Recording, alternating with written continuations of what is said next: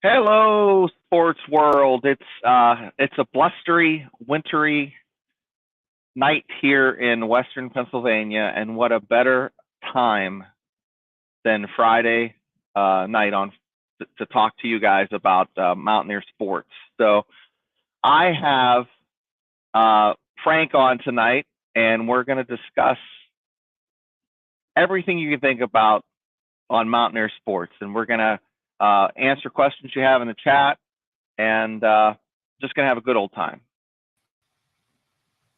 Good to see you there, Shane. How you doing? I'm doing great. What a great night to talk about Mountaineer sports. It's a blustery, wintry mess out there in Western Pennsylvania, and I'm sure it's nice where you're at, but you know, the Midwest is going to get hit with a storm, and what a great weekend to be you know, locked in a house watching pro football. But tonight we're going to talk a little bit about the West Virginia Mountaineers, right? You got it. That's what we're here for. Yeah. And it is nice in Florida, in Southwest Florida. So we're connecting from northeast to northeastern Pennsylvania to Southwest Florida. So, and again, we're very, very sorry that Joey couldn't be with us tonight. I'm filling in for him. Joey, get back 100% very soon. Yep. Well, you're my favorite pivot guy, so I'm glad to have you on. And we make I think we you put them up and we knock them down together. So yeah, Tim, thanks for the well wishes for Joey. Yeah, there's Joey. Just got back from got Joey at the doctor's right now. Okay, good. That's good to hear. I think that may be a vet, but that's good because they need to go there. This has been it is. Well, and I hope Kelly's doing good too. She was at the doctor recently, so I hope Kelly's on the mend. Yeah. I'll tell you what. Who else is on the mend? The Mountaineer program. So we're going to discuss expectations versus what reality is. Okay. And if you're 20 years old or 22 years old and you go into a bar, you always think you're 9.5 when you're 7.5, right? Because you got a little bit of swagger. And that's how, you know, people have the confidence to walk up to someone and introduce themselves, etc. It's good. It's good to have a little bit of swagger. Okay. We're going to talk about what is the perception of the Mountaineers from the national media versus what we see ourselves as. And I know going back to the pregame show we had before our bowl in the Mayo Bowl, I talked about how the Mountaineers, if they would win and give a good showing, I really think they're a top 25 team. I really felt that way, and I didn't think I was being a homer. But obviously, the folks out there that know more than I do disagree, and you know, we're going to talk a little bit about it. And you know, you're a fact guy, and you always have the numbers to prove it. So it's not just, you know, based off of conjecture and what we're thinking or feeling. So what are your thoughts on that, Frank? I mean, are all fan bases like that? Well, you know, I think we put together this chart for you, fans, and I think it's illustrative. We were talking, Shane and I, before the show tonight, that it's amazing what about 8 or 9 months could do. Because if you think about where we were last year, particularly during the summer, getting into the fall, the magazines came out and the predictions were made. West Virginia was not very good. It was going to finish, we've heard this a million times, last in the Big 12, and the fan base was upset. We heard a coach say, and you've heard this, you know, they have MAC talent, et cetera, et cetera. And people, you know, take it with a grain of salt. Now, what I pulled out, and this is one of the magazines that you can find at your local store that basically you can buy for, I don't know, $7, $8, $9. That goes through all the predictions. It's Lindy Sports. They've been around forever. It's their 2023 Big 12 projections last year. And then we added performance.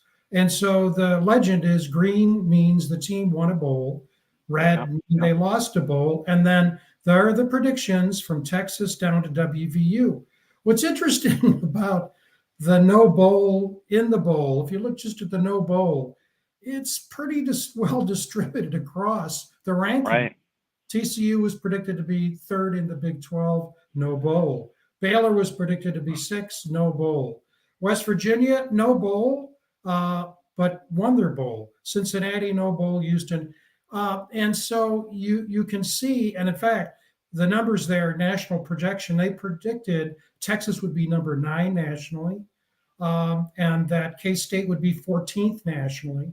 So that's how to read that. And then I put there also the actual Big 12 records. K-State 6-3, all the way down to WVU 6-3, and you can see there's. I always look for patterns, and it's very difficult to see a pattern in this. You could almost do as well with a dartboard. I don't. I'm not casting aspersions of Lindy Sports. We were talking before that ESPN, based on their matchup predictor, I believe I went back and tried to find the file and I couldn't. I think they predicted WVU would be 4-8 based on preseason matchup predictors. And so take it with a grain of salt, because clearly, WVU had a great year. Now, it's not just an issue of 2023, and this is one of the things that we wanted to hit tonight, is that there are projections, which are expectations, but then there's performance, which is reality. Now it's flipped. And now we have folks who are saying, West Virginia is going to do very well. Fans are excited, rightfully so. But it really is the flip side of what happened last year. And we all know the Big 12 is changing with four new teams. So I'll stop there, Shane. You've seen this chart before. Any comments you want to make about it? I think it's pretty self-explanatory, but I think the one thing I'll give them credit that they did get right was K-State. K-State and Oklahoma were pretty much where we thought they were going to be, minus TCU. TCU was the outlier, and West Virginia were the outlier. Those are the two outliers I see: the Mountaineers and TCU. If you were to flip those two, and move like Oklahoma up, or even just move Texas Tech with WVU, you would get a little bit closer. But another one is Kansas. Throw those cats in there, because those guys were balling this year. That's right. Absolutely. Now, what's interesting about this, I'll put this other up that we talked about earlier. Now, here are they even call it way too early, and I'm not sure that's accurate. Right. Way too early, yeah, we're in January. I really believe projections in August are way too early. Because as you said earlier, the reality is performance. But what's interesting, what you said about TCU, right? TCU had an unexpectedly bad year after being in the college football playoff. We know that. Baylor had an unexpectedly bad year. Texas Tech had an unexpectedly bad year. Many prognosticators were saying, watch out for UCF. They're going to do well in the Big 12. They struggled, even though they played competitively. So you'll notice in this way too early set of rankings, these all came out this week. You have ESPN, USA Today, Sports Illustrated, the Action Network, CBS Sports, Yahoo Sports, and Pro Football Focus. What you don't see TCU, you don't see Baylor, you don't see Texas Tech, you don't see any of those teams, you don't see UCF, because they have to prove themselves again. So what's interesting about this is that the consensus, honestly, I don't trust, has Arizona the top team. They may well be. They've got Arizona, Utah, Oklahoma State, which, by the way, we pointed this out on the other program, is not having a good year either in the portal or in recruiting high schools. You got K-State, great bowl win, and you've got KU, with WVU being the only one of the 7 that we have here outlets ranked WVU in the top 25, and it's 24. So WVU's has to go out again and prove it on the field. But it's interesting to me that that things are the way they are. And I think, and I'll stop here and turn it to you, I think we put way too much credence in the projections and the expectations. And what I think would really behoove us is to spend more time analyzing these teams, parsing the information, and then coming to conclusions that we can defend, but we have to defend it educationally, because otherwise, the last person who has something to say can control the discussion. Yeah, I hear you. But when I look at UCF and give them over past year the eyeball test, I think they're a much better program and in much better shape than what their record indicates. Okay, so and then also TCU, we seem to have a very short memory. Not too long ago they were playing. What a year and like a week ago they were playing. Playing ball. On the big stage. It's funny. And Arizona.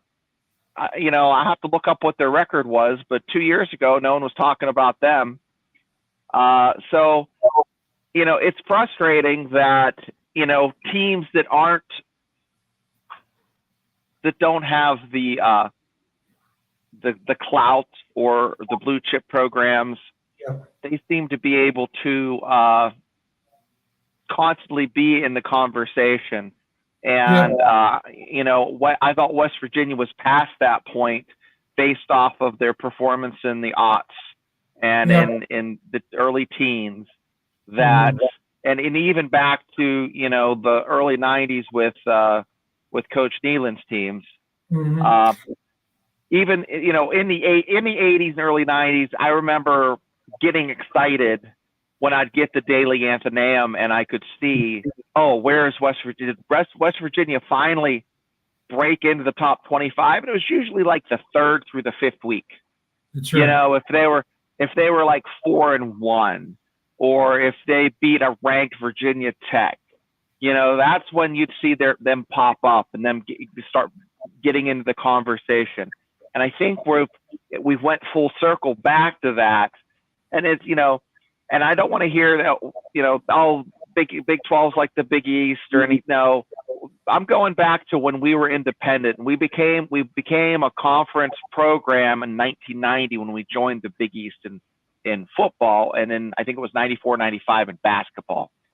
But even then, I'm looking here and Coach Nealon, 81, 82, 83, 84. 4 years in a row of being in a bowl. They won the Peach Bowl, lost the Gator Bowl, won the Hall of Fame Classic Bowl, won the Blue Bonnet Bowl. 85, 89, did make a bowl. Then they lost 3 bowls from 87 to 89. And don't forget, in 88, they were 11-1. They lost the Fiesta Bowl when Major Harris got hurt. So, and I'm tied this into the fact that I think it's generational. Okay, if you went back and were a fan and can remember old Mountaineer Field, which is right before my time, but I remember the transitional time before, West Virginia had the Pat Whites, the Steve Slaytons, and were always talked about on Game Day and ESPN.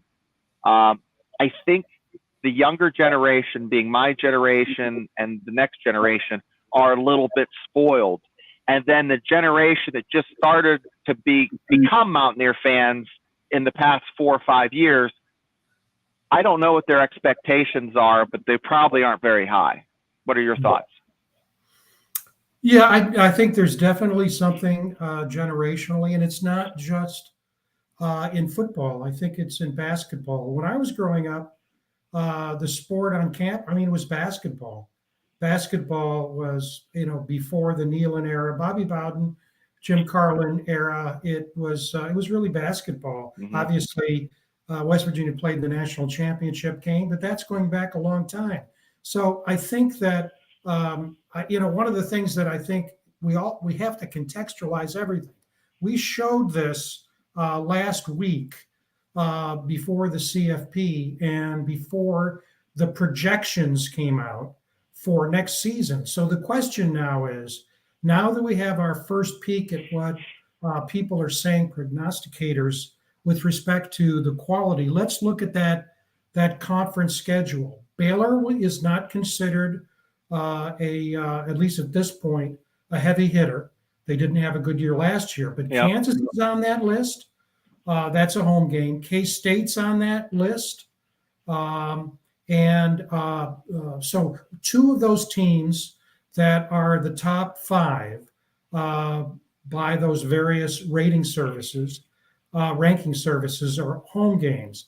And then we have to go to play the consensus number one, which is Arizona and Oklahoma State. So now we can look at the schedule we looked at last week with a little finer eye because, agencies like ESPN and Sports Illustrated are basically saying, watch out for Kansas State, watch out for Kansas, watch out for Arizona, watch out for Oklahoma State. Although you and I talked, we wouldn't discount Texas Tech, TCU, or UCF. So now you're getting, well over half the conference. Yeah. Then you have WVU. But again, it all comes down to the performance on the field. And we can't take these prognostications as sacred because they're often wrong. And I wanted to stop and say, we flashed on the screen information about Joey. We're sorry to hear it's pneumonia in both lungs. Wow. I presume he's in the hospital. And I think, Kelly, thanks for the update on Joey. We all hope that he gets better, buddy. Yeah. He didn't sound good when I talked to him today, so I'm hoping he gets better. Yeah, I'm not surprised because he was coughing. And I know that Yvette appreciates the concern that viewers than we have. And Joey does a great job with this channel, and we need him back, but he's got to get well soon. Hey, I'll tell you what. I want to just take a moment and, if in the comment section, give Joey some love, okay, guys. You've been sending it, but send us some more. Now, you're a man of fact. You're an educator, okay? I want you to pull that screen back up, Frank, and I want to go by your feels. What is your gut telling you, game by game, based off of what you've seen last year, what you've read, with the home one? I'll go first, and then you could go. For the home games, I'm thinking Baylor is a win. Kansas is a coin toss. What do you think of those two? What are your thoughts? Well, I think you're absolutely correct. I've been watching Baylor very closely because as you said, I was an educator in higher education, and it's a truism that not every school that has a major college athletic program values the athletic program in the sense that it's a priority. Now, That's probably not well stated. It's a priority, but take, for example, the University of Minnesota. They don't have as an express goal. You'll never find it in writing, but you're never going to have anybody in administration on that campus saying, our goal is to win a national championship in football or basketball in the next 10 years. Now, you take a school like UCF, I wouldn't be a bit surprised behind closed doors. They're talking about how important it is for them to perform, not just in football now, but that win at Kansas in basketball this week means a lot to a school like UCF. That's a new school. It's only been around for about 50 years. Baylor is one of those schools that Yep. athletics is extremely important, and football is the sport. I know they won a national championship recently in basketball, but in Texas, football reigns supreme. Now, The fact here's with Baylor is the stadium, McLean, right? absolutely. And here's a political truism. Now that Texas and Texas A&M are A&M has been out of the conference. Wow. Now Texas is out of the conference. So the battle now among Texas Tech, Baylor, and TCU, I wouldn't include Houston. Who's going to be the king of Texas? Yep. And so those schools are going to throw a lot of money into winning that. But I think Baylor is a few years away. They've fallen down hard. Kansas is a unique story because it has been basketball, basketball, basketball. They've got a great coach. They've turned it around. The question is how far they can go in the winning direction. But we know what happened in Morgantown 2 years ago when I thought West Virginia had that game in the bag, and wow, Kansas comes and wins in overtime. So I think it's a toss-up. Go ahead, continue. Well, with Kansas, the pendulum is swinging the other direction. I think they are mirroring what Baylor did. They're getting a new stadium. I think the focus is always going to be on basketball in Kansas, but they're becoming a really good football school, and I'm saying that with just a couple good seasons, but I think it's going to happen for them. Kansas State has always had a good football culture. I've seen games out there. It's a lot of fun. The atmosphere in Manhattan is a lot like Morgantown on game day. I dig it. But I think Kansas is and Baylor. Okay, let's get back to Baylor. Baylor and West Virginia are like the two teams that when they do play, it's always just a shootout, right? Yes. Yeah, and then Kansas State, I don't know about that game. I think we can beat Iowa State. I think we can win. We can beat UCF. But if you look at those five, let's just look at those 5 home games. I think it's a success. I think if they win 4 of the 5, that's good. Yeah, I agree. UCF is going to be much better. Yeah. They played competitively. We talked about that. That game they lost to Baylor at home was a stunner. But UCF football means a lot to them. They've got a national level coach. They're recruiting very well. They have the money. And I hate to say this, being an alum of Iowa State as well as West Virginia, Iowa State, I love their coach, Matt Campbell, who came from Toledo. He's terrific. But the way they played against Memphis in the Liberty Bowl, I watched that game. For those of you who didn't watch the game or don't know, I watched it. Iowa State had 0 rushing yards against Memphis. Now, Memphis was playing a home game, but still, I was shocked at how they did. And I think next year it becomes a huge year for Iowa State and Matt Campbell. They can't continue the way they are. And so, the home slate, let's say we get Baylor, we get Iowa State. Do we go 3-2? And as we said last week, we have an advantage here because half of the conference will play 5 home games in 24. Half of the conference will play 4. So we play 5 at home and 4 on the road because you can't split into nine games. But I just wish we were getting Arizona at home. Although this year, West Virginia, with the exception of what happened at Houston and obviously at Oklahoma, played well on the road.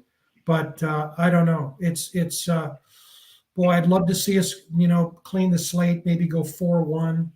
3-2. I don't know. Who knows? Yeah, I'm going to throw a wrench in here, Frank. You ready? Sure. So those are your expectations for Baylor, Kansas, Kansas State, Iowa State, UCF. Okay, going down to the bottom. Arizona is good. That might be one 50-50 game on there. Cincinnati, Texas Tech are probably 60-40. It could be either way. So I would say away is another situation. If you win 3 out of the 5, or 3 out of the 4, I should say, because we do have an away game at Pitt. I'm throwing in there. That's why I said 4 out of the 5. Sure.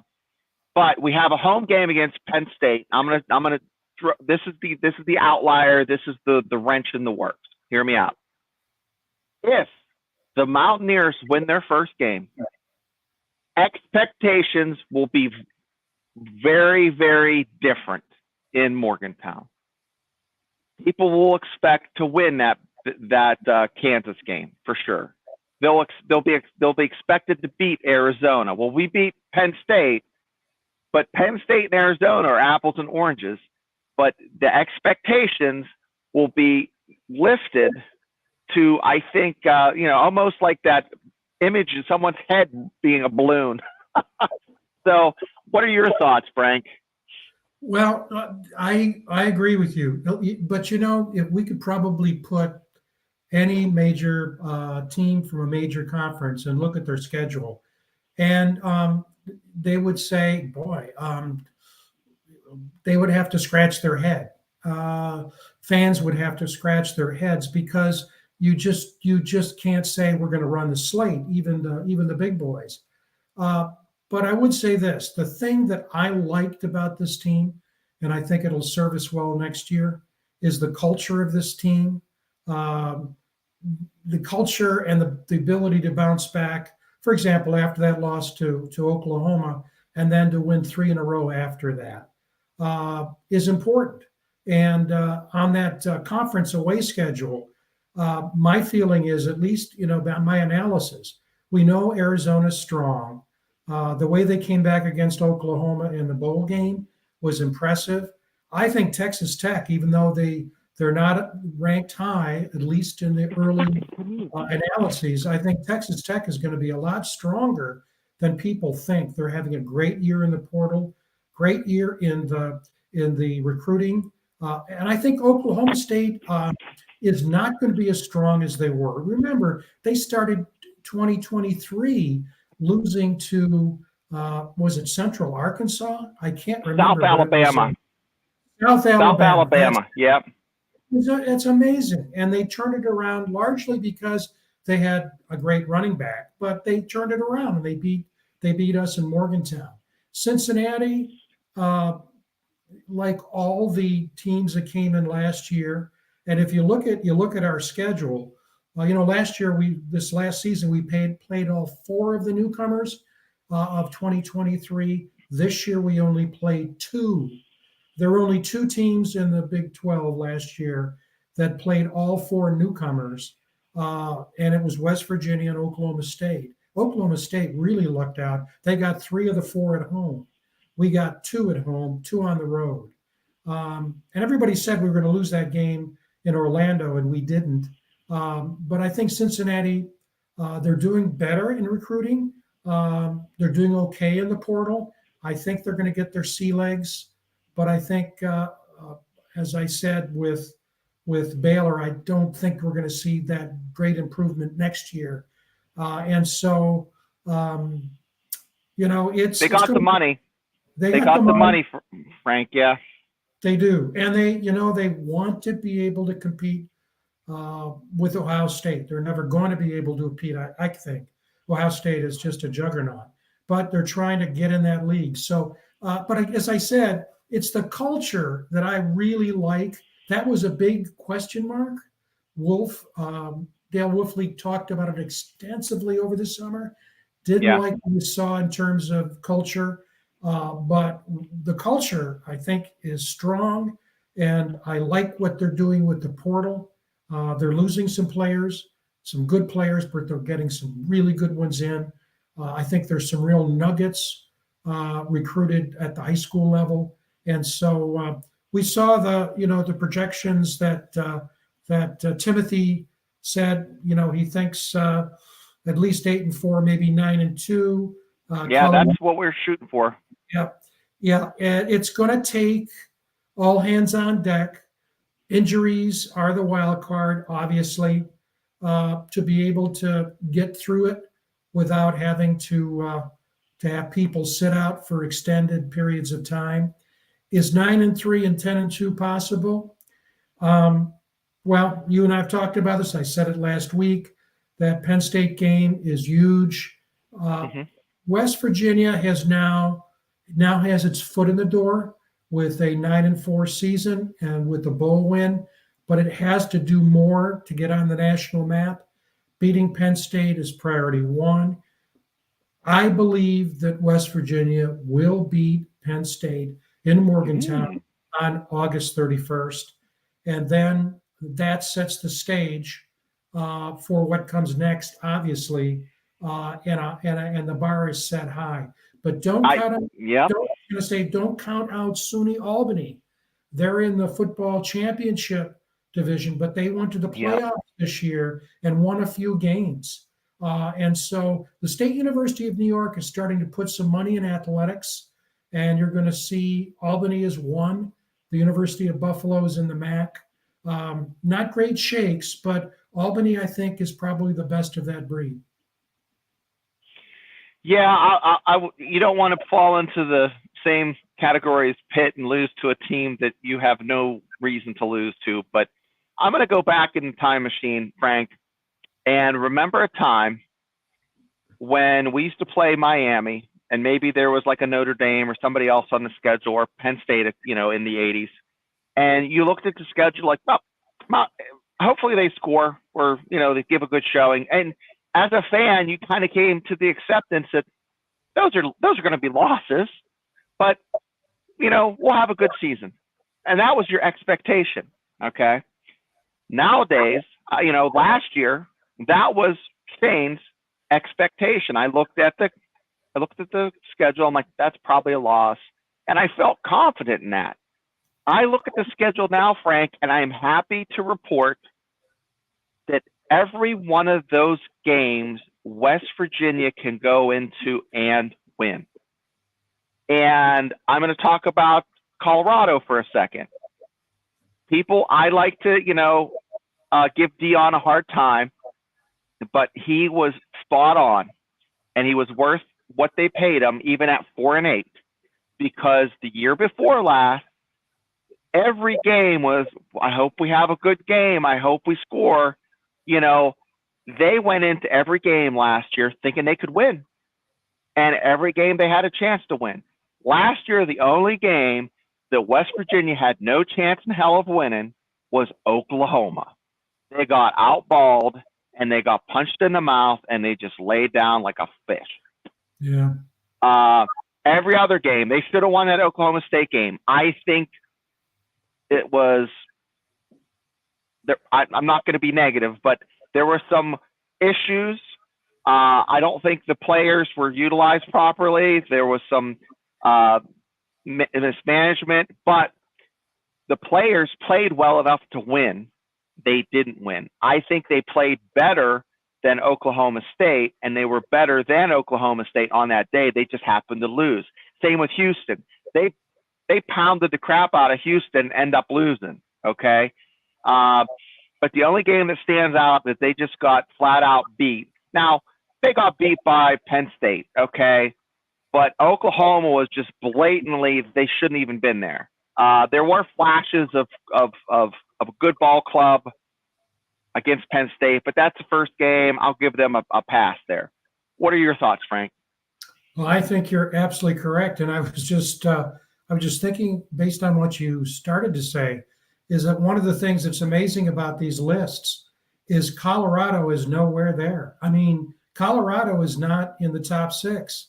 And again, these various sources, they're reading each other's rankings, and there may be some talk among each other.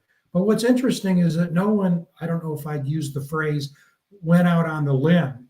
But I think it also says that, you're as good as how you ended. And yeah, Colorado won some early games, then got on a losing streak, and you can't count out. You just cannot count out Colorado again. But they're not on this list. And we talked on our other show, the Mountaineer Locker Room. We've been following the portal and recruiting.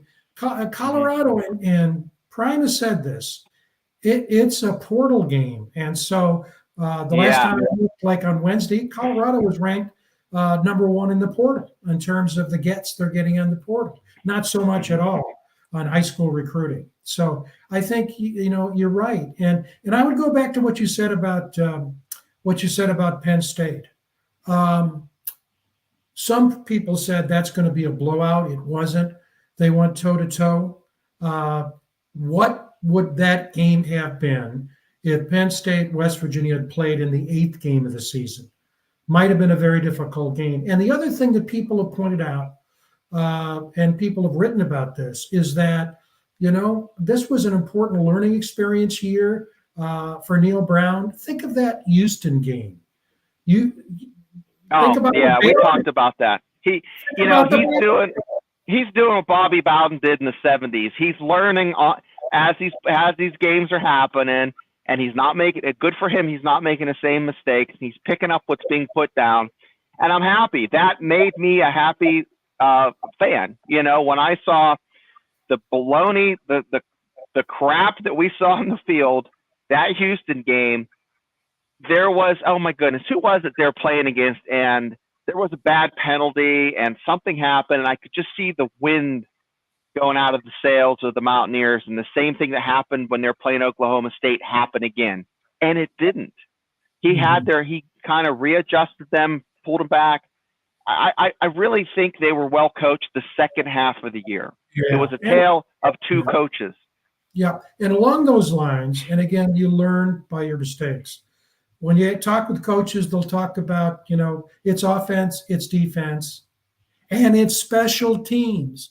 And I've looked at the NCAA data, and West Virginia was not competitive in two ways. Very low percentage of kicks getting into the end zone, and also the return yards. And so, when I looked at those data about 2 weeks ago, it's very clear that West Virginia's kickoff team needs a lot of work. We got to get a kicker who can kick that ball into the end zone. We have a great place kicker. Field goal percentage was great.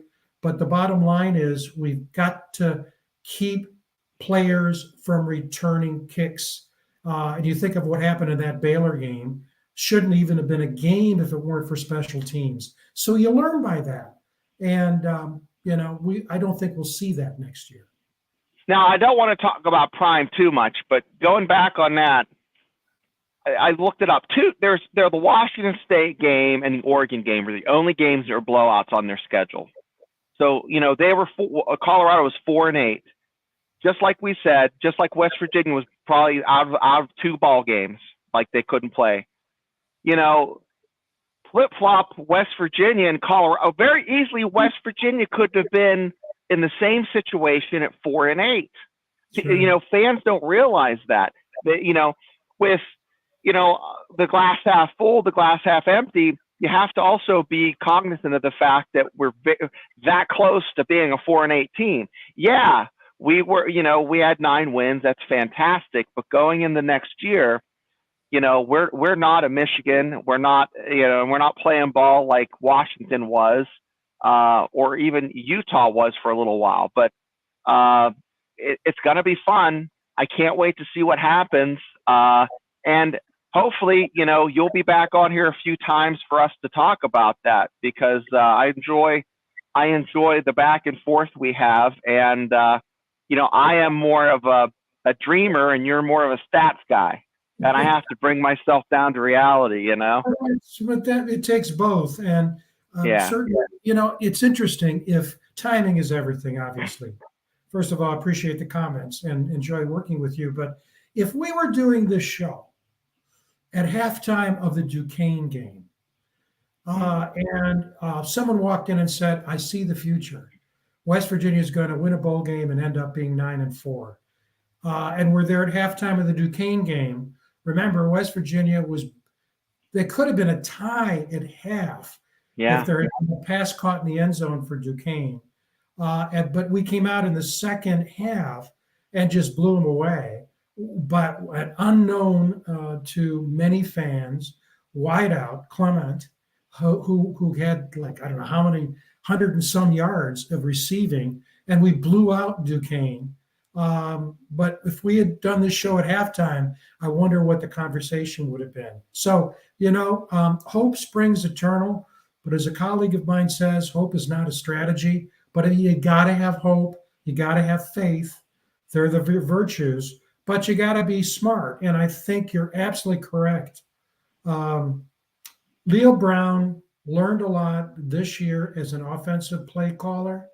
And if you think about the greater confidence he got in the bowl game, having the holder basically run, God bless him. He got a nut transplant, and those babies are big.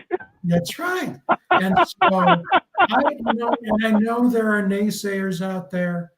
I actually have gotten off some of the fan sites because I don't want to get into a verbal fisticuffs with some fans who are still critical and negative. I think, I agree with Timothy. I think it's looking great for West Virginia, but as you go up the mountain, it gets more difficult. And now absolutely, you don't have Cincinnati and Houston coming in. You've got a juggernaut, I think, with a great coach at Arizona. Utah, never count them out. Great coach. No, good defense always. Colorado's going to keep on reloading. Arizona State is the only one that, at this point, I can't figure it out. Being in Phoenix with great fans, they're a bit of I can't. I don't understand why I can't. I just don't understand why they're so just apathetic towards college football there. They have like that festive, fun party atmosphere. They're always in the Playboy's top 25, back in the day, best party schools. You would think that transition into tailgating, throwing some hot dogs and hamburgers on the grill, having a beer before the game, watching college football, but it doesn't. Yeah, I've been to a game there at Arizona State, and this is the thing that's interesting. And then, I'm a stat guy, so I went back after this Arizona State fan told me what I'm going to share now, and I found data to support because I think most of the viewers know I was at Michigan State after I was at WVU, and so I went out to when Michigan State played Arizona State, and Arizona State has a built-in advantage when teams travel in. I was sitting in the stands and I looked over at the clock. It has a temperature right now. This is a night game. Oh, yeah. It was 108 for a 7:00, I think, kick. And the guy next to me said, I was wearing a Michigan State shirt. He says, "You're going to lose." And I said, "Why?" He said, "All you Eastern teams that come out are going to lose because you can't take the heat. You'll come out strong, but by the time the fourth..." That's right. Your legs get, I know how the heat is. I've worked in it for years. I remember looking at my Sunto watch and it saying 126. I'm like, how can that be? It doesn't feel like that. It's hot. Yeah. It felt more like 100, 102. What it does is you just don't realize until you literally, you feel like a dust ball is going to come out of your nose, and a cotton ball is going to come out of your ears, and you just, you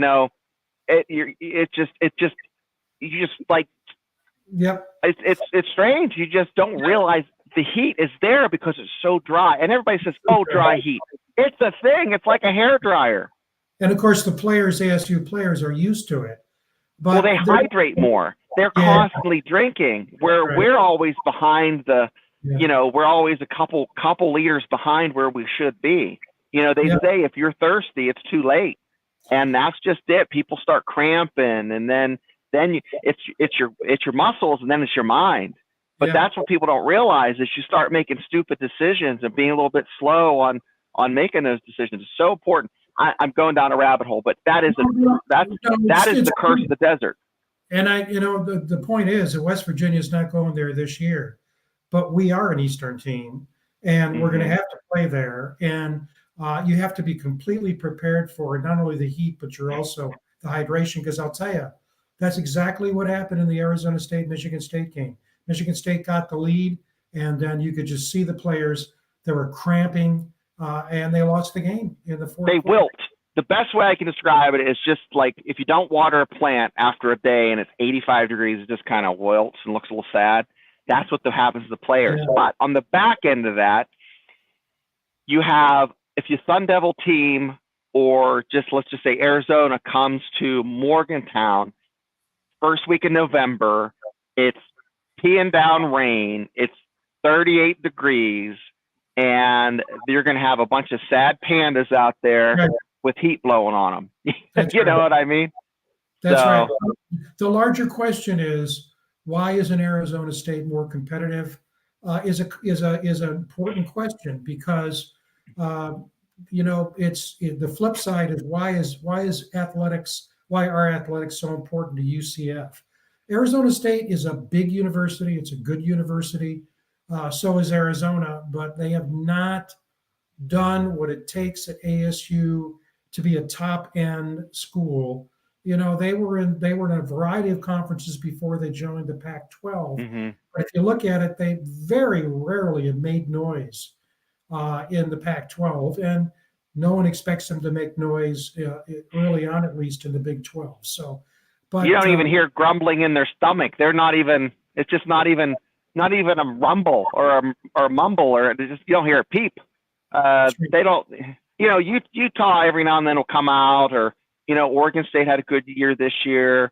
You'll have all these other teams you hear about, but not those cats, huh?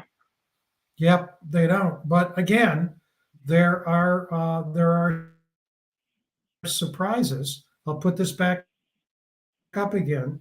That if you look at West Virginia, Lindy Sports last June when they came out, they predicted WVU was going to be not only last in the Big 12, but ranked 77th in the country.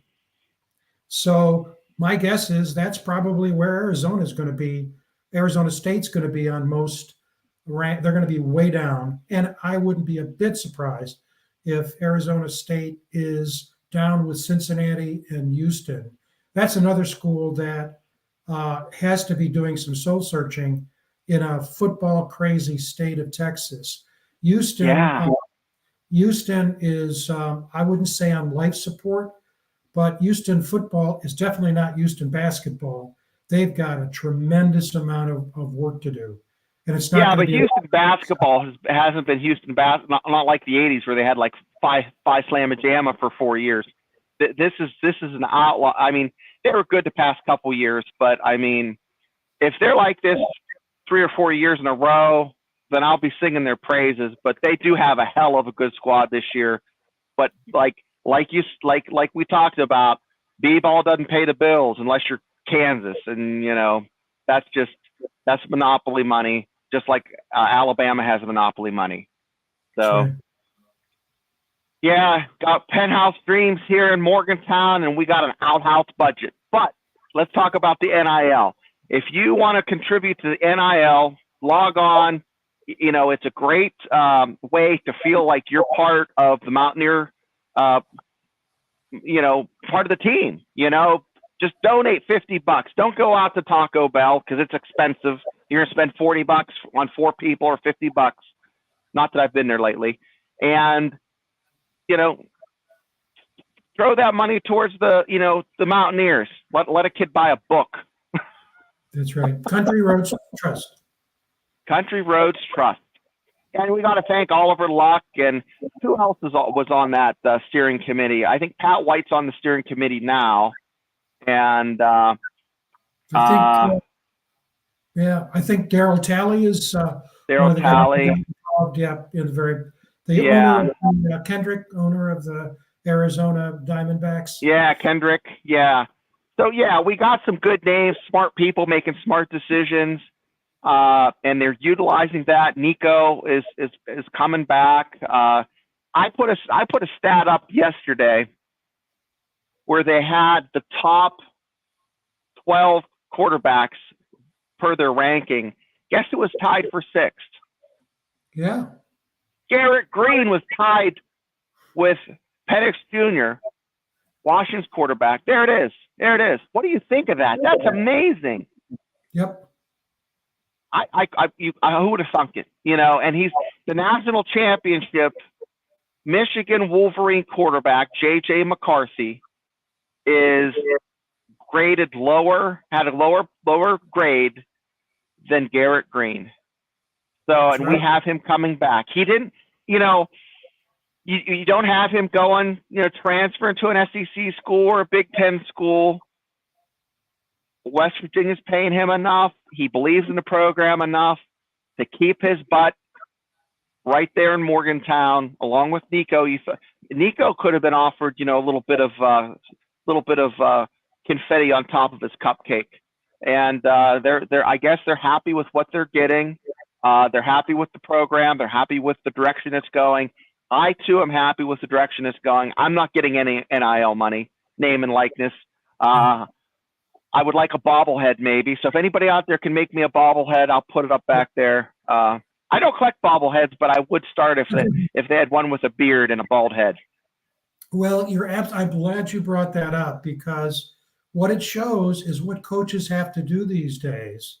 And that is you recruit them once, but you have to recruit them after each season, re-recruit them.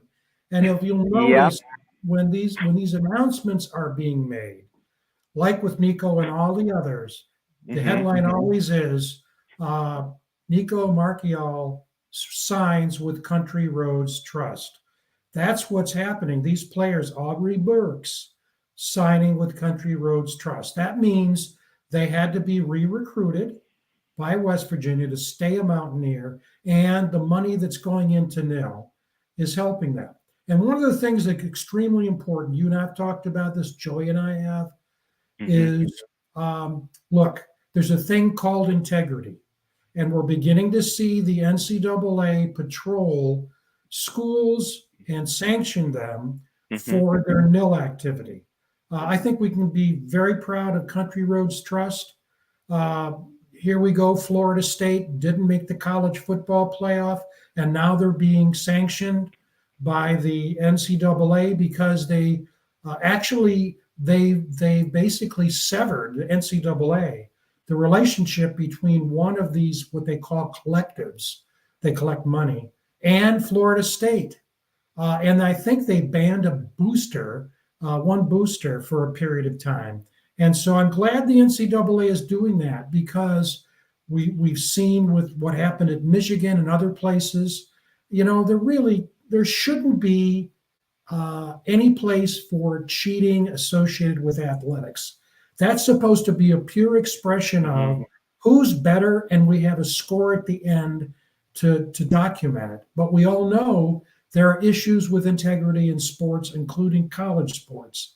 And no one's glad that Florida State was sanctioned by the NCAA, but it's a big bullhorn to college football programs around the country. Keep your house in order. Yeah, you can't have one of those handlebar mustaches. You can't be popping a tent up behind the stadium and have an old-time Appalachian tent revival, selling snake oil and promising the moon and the stars, laying hands and healing people. That can't happen. There's regulation. The NCAA does have the ruler. They're out there slapping people in the hands. That's good to see. And it's good to see that the Mountaineers are doing it the right way, you know, and I'm saying that because I honestly believe it. Until you prove otherwise, I genuinely feel that that's happening. I wouldn't have said that 2 years ago because I really didn't. I just didn't understand the process. I guess West Virginia, each program does it just a little bit differently. So there's really no standard outline for how to conduct this business.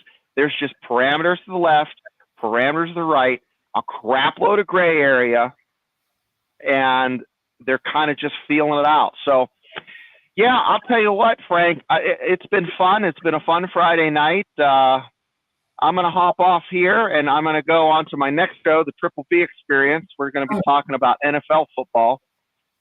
So I'll tell you what, it's been a good conversation, and the conversation will continue. If you have a comment in the comment section, please, give us any ideas you have for future shows. If you have any questions, concerns, put them down and smash that like and subscribe button and share it. Let people know that we're out there. Well, thank you, Yvette, for saying that. And I'll tell you what, we all love Joey. He's been great to us, and we love to work with him. And the good news is that the situation has been diagnosed, and I'm sure he's on medicine, and we God bless him, and we hope to have him back here very, very soon. So, Shane, always good working with you, and all eyes are going to be riveted on that game tomorrow night from Kansas City, because my understanding is it's supposed to be one of the coldest, blustery NFL games in the history of the league. I tell you what, I feel bad for those South Florida boys rolling in there, not just because Taylor Swift and the Swifties are going to be there. That's right. That is absolutely correct. I hope she doesn't get locked in one of those popcorn containers that she sneaks in and freezes. Oh, boy. You have a Swift sickle. Yeah, it's one thing to be someone in the back in the where she's going to be, where it's nice and warm, or the players playing. But one of the things that always struck me about being at any college football game or a pro game this time of year, college game in November, sometimes even in October, pro games, is because I'm from the Buffalo area, so that's cold and snowy. Oh, is sitting in the stands for all that time. You have to get completely layered up, and it's a lot of fun, but boy, it's a real challenge. Yeah, they call those games butt numbers. You're absolutely correct. Well, good working with you, Shane. Good job as always. And next week, Joey will be back, I'm sure. Join us Monday. We're going to be doing this show again on a regular time, Monday at 8 p.m.